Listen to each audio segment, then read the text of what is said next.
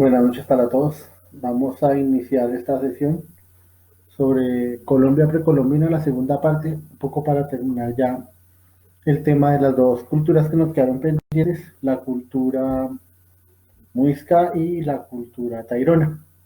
La clase pasada estuvimos mirando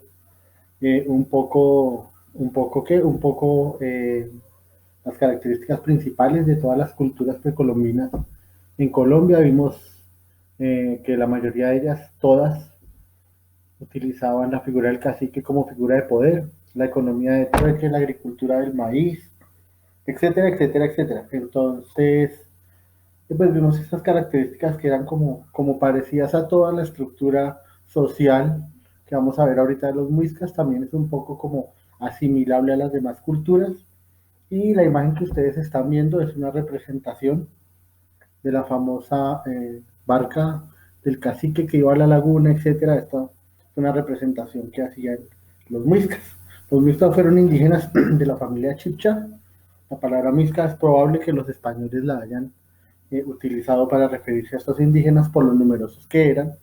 Hay un cronista español que escribió, Juan Rodríguez Freile, él escribió un libro que se llama El Carnero, y los cronistas españoles, la mayoría, entre ellos Rodríguez Freire, decían que los muiscas, perdón, que los chichas eran numerosos que parecían moscas. Probablemente, digamos, sea todo como lo que estamos hablando.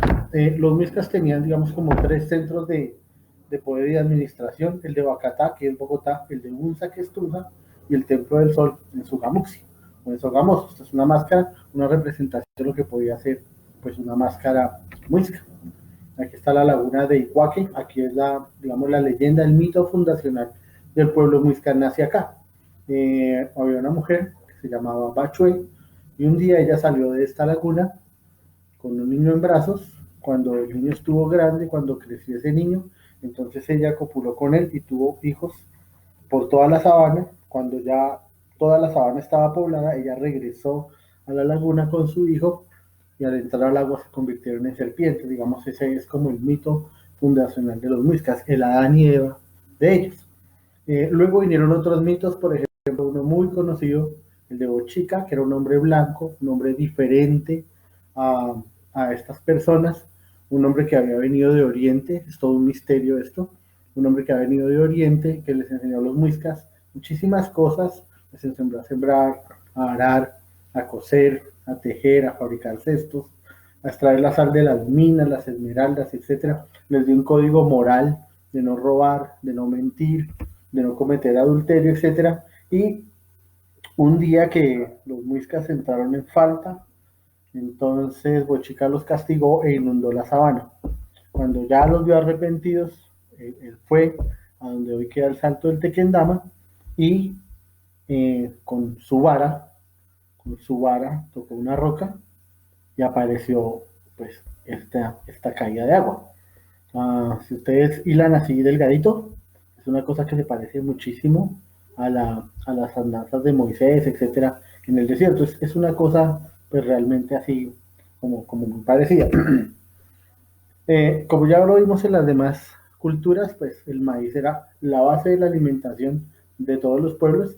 Si ustedes lo miran bien, pues claro, el maíz se puede tostar, el maíz se puede comer la mazorca asada, el maíz se puede moler, se pueden preparar envueltos, se pueden preparar diferentes sopas, etcétera, etcétera.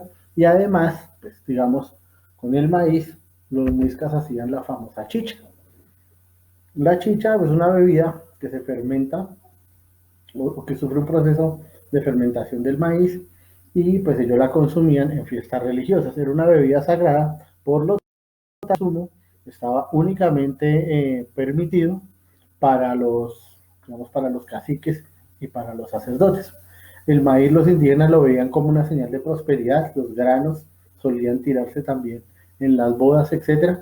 Y el maíz permitió que hubiera una cultura, digamos, de, de la división del trabajo, que unas personas se quedaban labrando la tierra y otros, digamos, se quedaban en la casa, etcétera, etcétera, etcétera. Uh, el maíz dividió también la sociedad, ¿no? Repito, la chicha y el maíz, las grandes extensiones de maizales solamente eran permitidas para los grandes jefes. El mito del dorado surgió en la laguna de Guatavita. Decían que uno de los caciques de la tribu iba a la laguna en compañía de un séquito, untaba su cuerpo de, de polvo en oro adherido con barro o con alguna sustancia parecida, y luego se arrojaba al agua, y cuando se arrojaba al agua, su séquito tiraba oro y esmeraldas y piezas de orfebrería y toda esta cosa. Los españoles persiguieron ese mito durante un buen tiempo, y seguramente fue un invento pues de los indígenas. Aquí está una muestra de la orfebrería muisca, que retrata un poco lo que acabamos de hablar, pues, del mito del dorado, como una especie de balsa, etcétera, etcétera. Pero digamos el templo más importante de adoración de los dioses muiscas, que eran Sue, el sol, Chía, la luna, estaba precisamente en Sogamoso.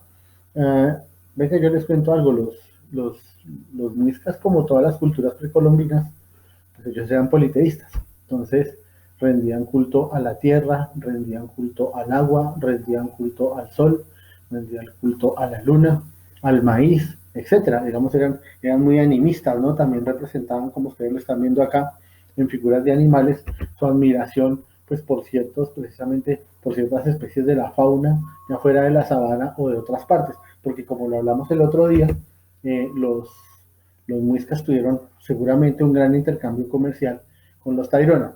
Esta es una fotografía del Templo del Sol en Sogamoso en la actualidad.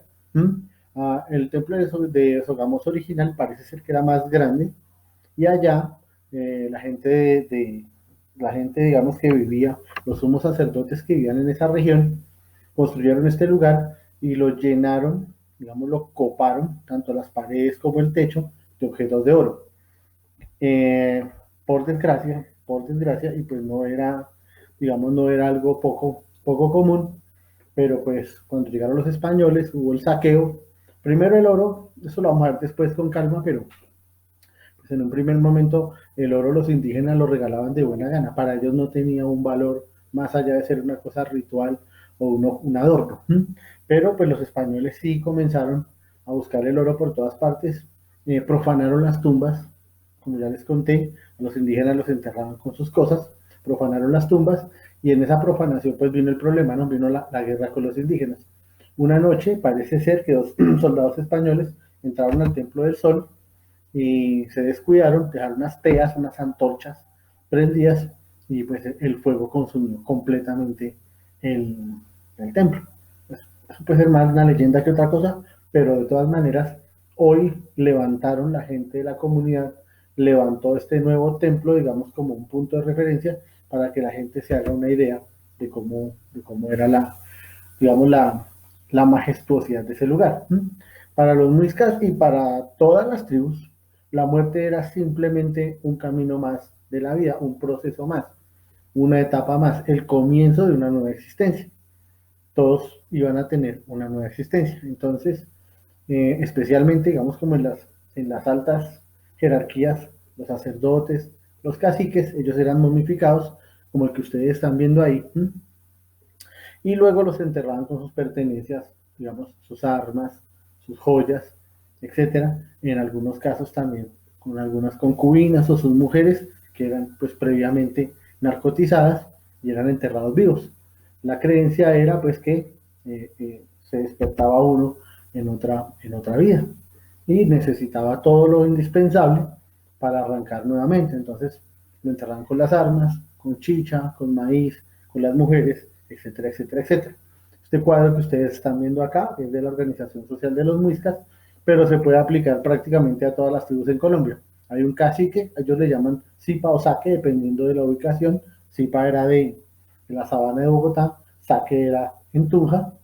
Eh, los poblados más pequeños también tenían caciques, por ejemplo, acá en Bogotá, Suba, Fontibón, Usaquén, Engativá, eran pueblos que eran, digamos, gobernados por caciques de menor rango que el cacique principal, que era el Zipa.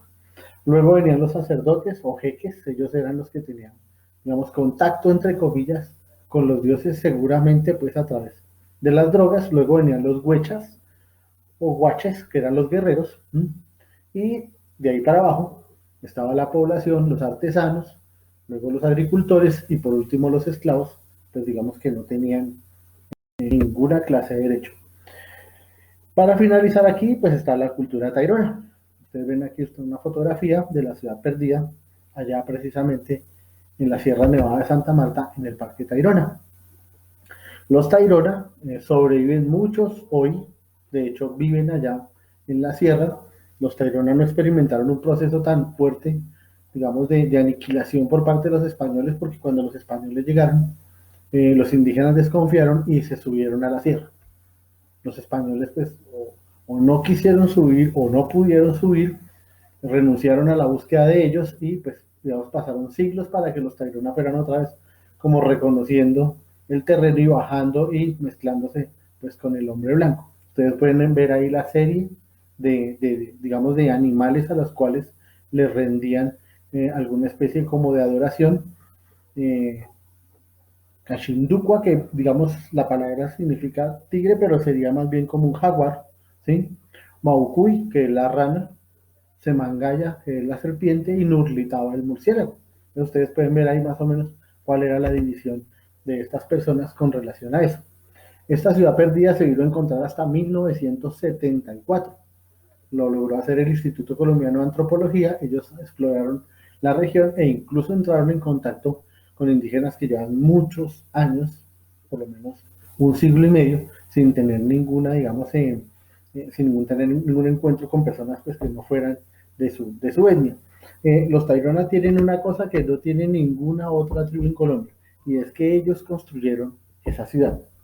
Dejaron en piedra el vestigio de eso. Nosotros no tenemos ningún vestigio casi de las demás culturas porque hacían sus casas con materiales pues fácilmente destruibles. Los Tairona se localizaron allá en la Sierra Nevada de Santa Marta y en la medida en que el terreno lo permitía, fueron haciendo una especie como de escaleras y de escalones en donde construían ciudades o labraban la tierra, etcétera, etcétera.